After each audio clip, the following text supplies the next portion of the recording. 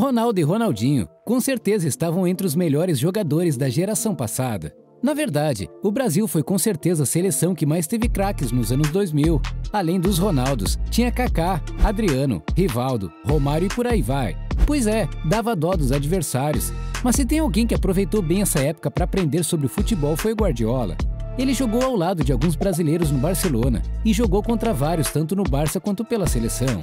Ele até já admitiu publicamente que aprendeu muito com o jeito brasileiro de jogar. Mas de todas as oportunidades que o careca mais famoso do futebol teve de passar com os brasileiros, uma que ele nunca vai se esquecer é um jogo entre o Brasil e Catalunha, em que Ronaldo e Ronaldinho deram uma aula de futebol.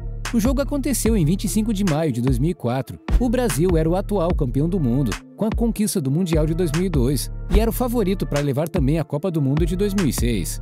O técnico da equipe era o Parreira, que iniciava seu ciclo para a próxima Copa. E como parte da preparação, foi organizado um amistoso no Camp Nou, contra a Catalunha. Pois é, Guardiola ia jogar em casa, no estádio do seu time e para a sua torcida.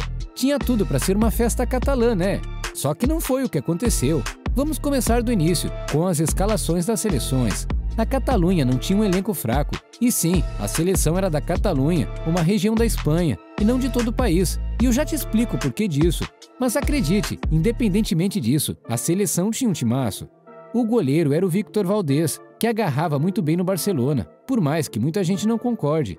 No setor defensivo tinha um cara chamado Capdevila, que acabou ganhando uma tal de Copa do Mundo em 2010. Pouca coisa, né?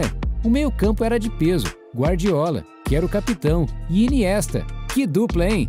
E no ataque tinha o Sérgio Garcia, um bom centroavante que jogava pelo Barcelona. Só que essa galera aí não estava enfrentando qualquer seleção. Se liga na escalação do Brasil. O goleiro era simplesmente São Marcos. O setor defensivo tinha Belete, Roberto Carlos e Luizão. O meio-campo tinha craques como Juninho Paulista, Alex e Zé Roberto. E o ataque, Ronaldinho Gaúcho e Ronaldo Fenômeno. No banco ainda tinha Júlio Batista, Adriano, Kleberson e por aí vai. E olha que o Parreira ainda poupou desse jogo o Kaká, Roque Júnior, Cafu e Dida, já que dias depois teria um jogo contra a Argentina pelas eliminatórias. Cara, que seleção incrível era essa!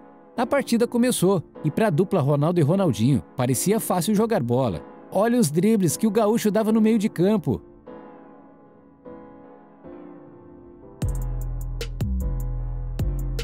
E os caras estavam inspirados, até voltar para roubar a bola, eles estavam fazendo. Ronaldo quase abriu o placar, com esse chute defendido por Víctor Valdés, embora eu tenha leve impressão de que ele estava impedido. Não demorou para sair o primeiro gol. Depois de 15 minutos de dominância da seleção brasileira, Ronaldo abriu o placar com esse chute de longe.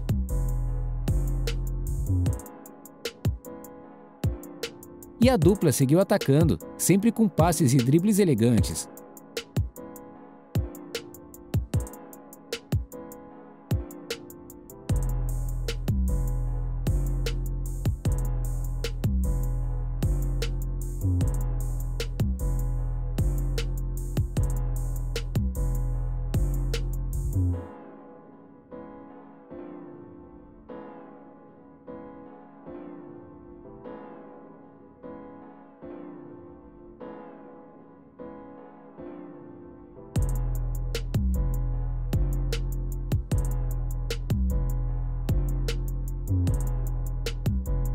Ronaldinho quase marcou um golaço absurdo e histórico.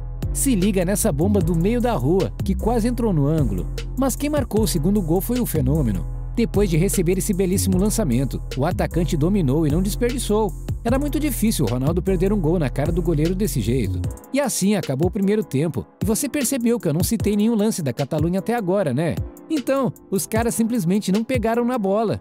Hoje, o Guardiola é muito conhecido por seu estilo de jogo, de posse de bola, sem deixar o adversário jogar. Eu acho que sei onde ele aprendeu isso, porque a seleção brasileira dominou o primeiro tempo inteiro, sem fazer muito esforço até, e mostrou o poder que é ter mais posse de bola que o adversário. No começo do segundo tempo, Ronaldo e Ronaldinho deixaram o gramado, até porque a parte deles já tinha sido feita, né? Mas o baile da seleção brasileira continuou. Adriano, que tinha entrado no lugar de Ronaldo, deu um belo passe para o Ricardo Oliveira, que marcou o terceiro do Brasil. Partiu o Adriano, a enfiada de bola para ele, olha o terceiro gol aí. Limpou o lance, olha o gol do Brasil. Bateu! Gol!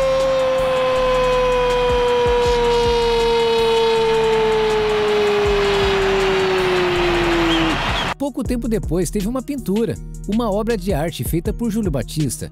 Olha que golaço de bicicleta que o brasileiro marcou aos 18 minutos do segundo tempo, para sacramentar a goleada. De bicicleta! Gol!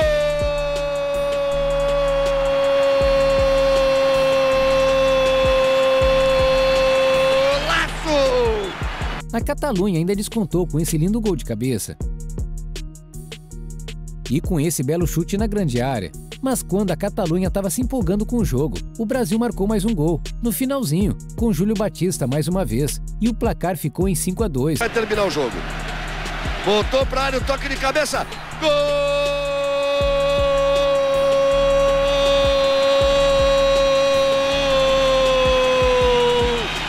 Um jogo que nem tivemos que nos esforçar muito para ganhar. O placar, obviamente, é histórico, mas o que fica na cabeça quando lembramos desse amistoso é o fato da seleção ter jogado contra a Catalunha e não contra a Espanha. Primeiro de tudo, a desculpa, entre aspas, para o jogo rolar é que Filipão tinha feito uma promessa antes da Copa de 2002 de que a seleção faria outro jogo contra a Catalunha se fosse pentacampeã. Isso porque o Brasil já tinha jogado contra a Catalunha, numa partida em que Ronaldinho brilhou fazendo 2 gols. Na época, o Bruxo ainda jogava pelo PSG e foi uma das partidas que abriram os olhos da galera pro futebol dele. Enfim, o Mundial veio e a CBF cumpriu o prometido por seu técnico na época, mas a verdade é que tinha toda uma questão política por trás desse amistoso. Na Espanha, existe uma guerra entre os catalães e os espanhóis.